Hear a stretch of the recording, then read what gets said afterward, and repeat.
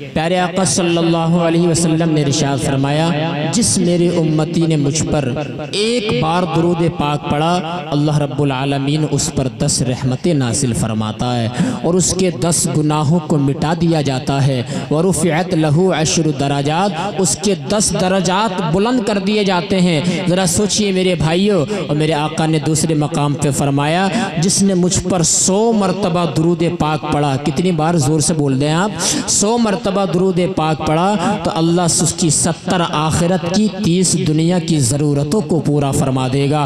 100 مرتبہ درود پاک پڑھنے میں زیادہ وقت نہیں لگتا ہے، 10 منٹ میں آپ پڑھ لیں گے، لیکن اس کا بینیفٹس، اس کا فائدہ آپ کو کتنا مل رہا ہے۔ 70 آخرت کی ضرورتیں آپ کی پوری ہو رہی ہے، 30 دنیا کی ضرورتیں آپ کی پوری ہو رہی ہیں۔ کاش ہم اپنے شیڈیول میں شامل کر لیں نبی علیہ السلام کی ذات بابرکت پر درود پاک پڑھنا، انشاءاللہ اس کا فائدہ بھی ملے گا، دنیا کی بھی ضرورتیں پوری ہو جائیں گی، آخرت کی ضرورتیں بھی پوری ہو جائیں گی۔ سبحان اللہ۔ اور ایک حدیث پاک میں آقا نے فرمایا القول البدی کے اندر یہ حدیث موجود ہے، من صلی علی 1000 مرۃ لم یمت حتی یری مقعدہ فی الجنہ۔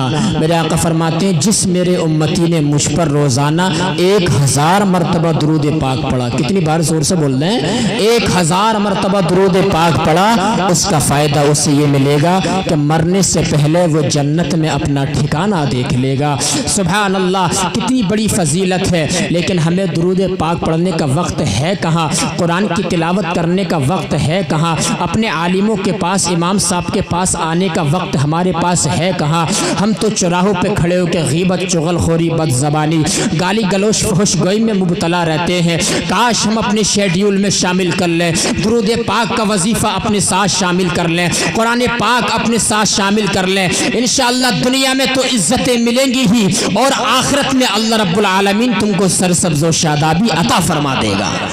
سبحان اللہ۔ اس لیے ہمیں اپنے معمول میں رکھنا چاہیے درود پاک کا وظیفہ، قرآن پاک ہمیں اپنے معمول میں رکھنا چاہیے۔ آئیے حضرات ایک حدیث سے پاک سناتا ہوں، پھر بات آگے بڑھاتا ہوں۔ حدیث سے پاک سننے سے پہلے ایک بار بول دیجئے سبحان اللہ۔ آقا نے ارشاد فرمایا، مشکات شریف کی حدیث سے پاک ہے، اغتنم خمسا قبل خمس، 5 چیزوں کو 5 چیزوں سے پہلے غنیمت سمجھو۔ کتنی چیزوں کو زور سے بول دیں، انشاءاللہ حدیث سے پاک یاد کر لینا۔ میرے آقا نے فرمایا 5 چیزوں کو 5 چیزوں سے پہلے غنیمت سمجھو، اللہ اکبر کبیرہ، موقع سمجھو۔ 5 چیزیں اگر آپ کے پاس ہیں تو 5 چیزیں آنے سے پہلے موقع سمجھو۔ ذرا توجہ فرمائے میرے اسلامی بھائیوں، پہلی چیز کیا ہے؟ آقا نے ارشاد فرمایا شبابک قبل حرمک، اپنی جوانی کو اپنے بڑھاپے سے پہلے غنیمت سمجھ لے۔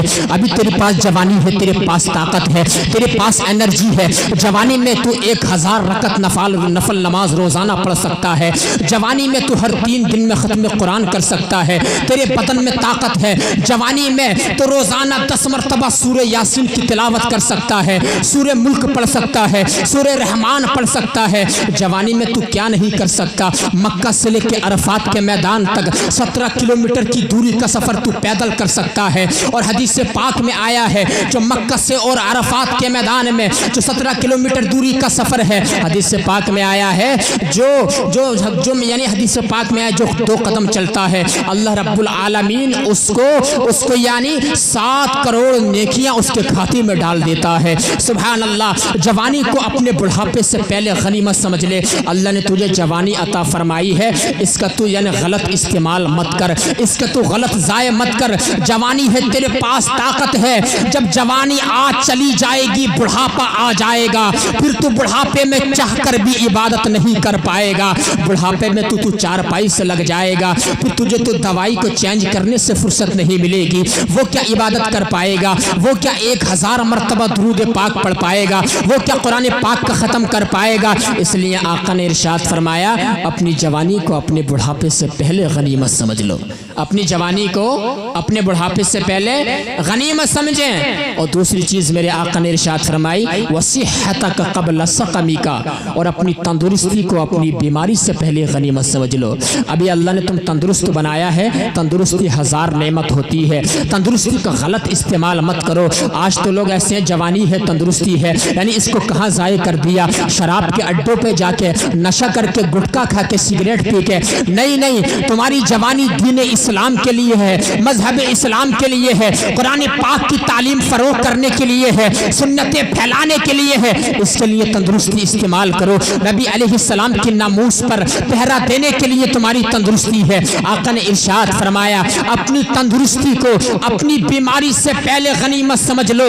تندرستی کو جب تو غنیمت سمجھے گا، کل جب تو بیمار پڑ جائے گا تو نے تندرستی میں عبادت کی ہوگی، تندرستی کی عبادت تیرے کام آ جائے گی۔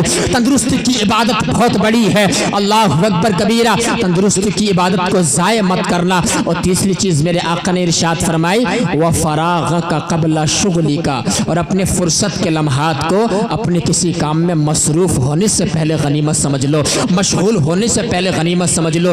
کتنے لوگ ایسے ہیں جو خالی ملتے ہیں، ان سے پوچھتا ہوں بھائی آپ کیا کر رہے ہیں؟ کہ حضرت میں صرف خالی ہیں۔ ارے بھائی خالی ہو تو عالم کورس کر لو، خالی ہو تو آپ قرآن کی تلاوت کر لو، امام صاحب کے پاس آن کے وضو کے 4 فرض سیکھ لو، غسل کے 3 فرائض یاد کر لو، وضو کی 16 سنتیں یاد کر لو۔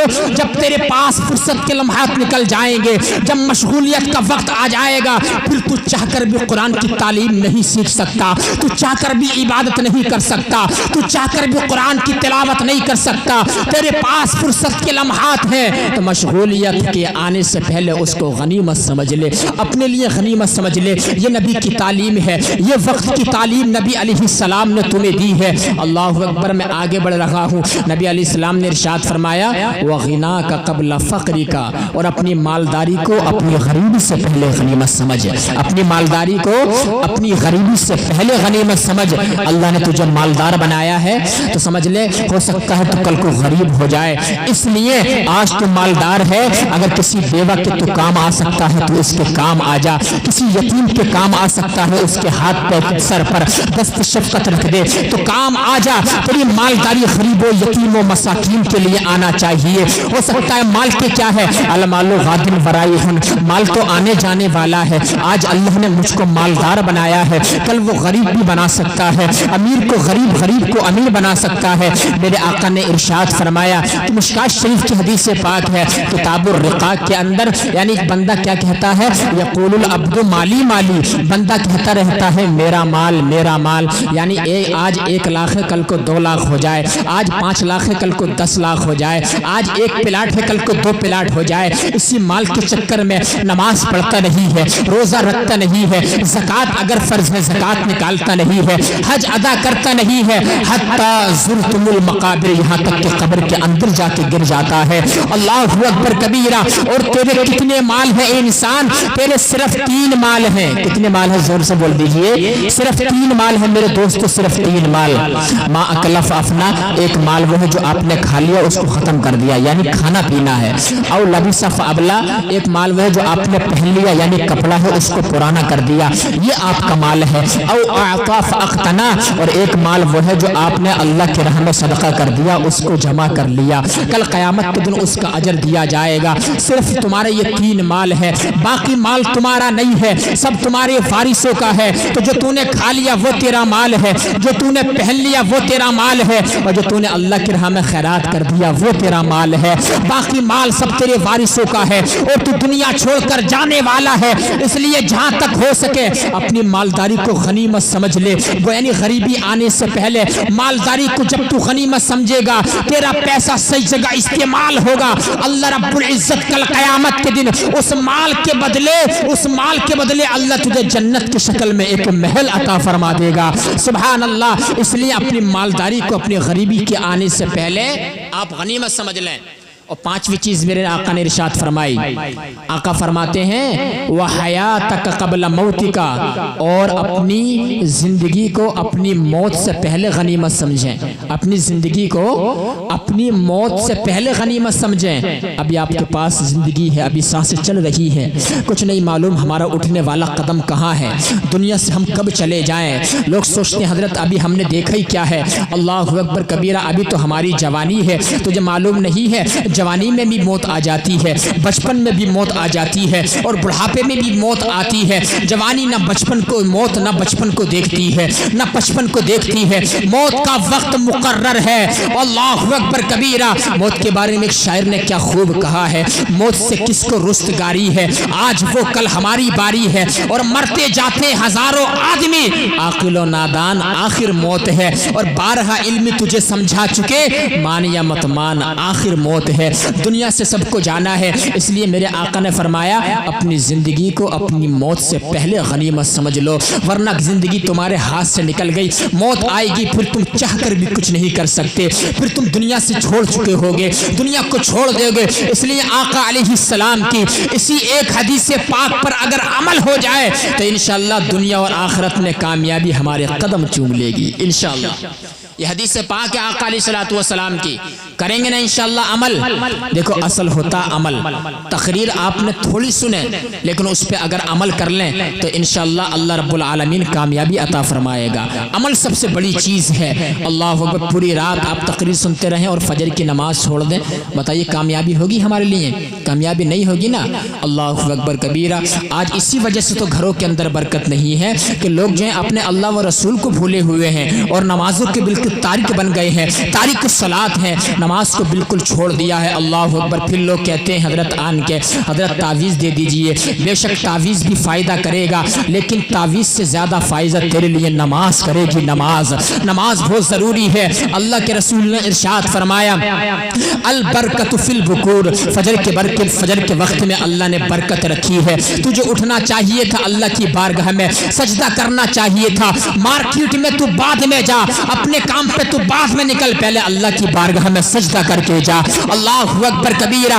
یعنی تو اٹھ رہا ہے صبح 9 بجے، نیستی پھیلا رہا ہے بستر کے اندر، بتا تیرے گھر میں برکت کہاں سے آئے گی؟ کتابوں کے اندر لکھا ہے، کتابوں کے اندر یہ لکھا ہے جو فجر کی نماز مسلسل چھوڑ دے گا اللہ اس کے چہرے سے نور ختم کر دے گا، جو ظہر کی نماز چھوڑ دے گا اللہ اس کے رزق سے برکت ختم کر دے گا، جو عصر کی نماز کو ترک کر دے گا اللہ اس کے بدن سے طاقت ختم کر دے گا، جو مغرب کی نماز کو چھوڑ دے گا اللہ اس کی اولاد سے فرما برداری ختم کر دے گا، جو عشاء کی نماز کو چھوڑ دے گا اللہ اس کی نیند سے سکون کو ختم کر دے گا۔ اگر تجھے چہرے پر نور چاہیے، رزق میں برکت چاہیے، اولاد کی فرما برداری چاہیے اور تجھے نیند میں سکون چاہیے تو 5 وقت نماز کا عادی بن جا، اللہ رب العزت دنیا میں بھی سکون دے دے گا اور تیری نسلوں کے اندر بھی برکت ڈال دے گا، اور تیری نسلوں کے اندر جب برکت آ جائے گی تو دنیا بھی انشاءاللہ جنت کا گہوارہ بن جائے گی، اور آخرت میں بھی اللہ رب العزت اپنے حبیب کی شفاعت سے تم کو جنت کا حقدار بنا دے گا انشاءاللہ العزیز۔ اپنے حبیب کی شفاعت سے جنت کا حقدار بنا دیا جائے گا۔ لیکن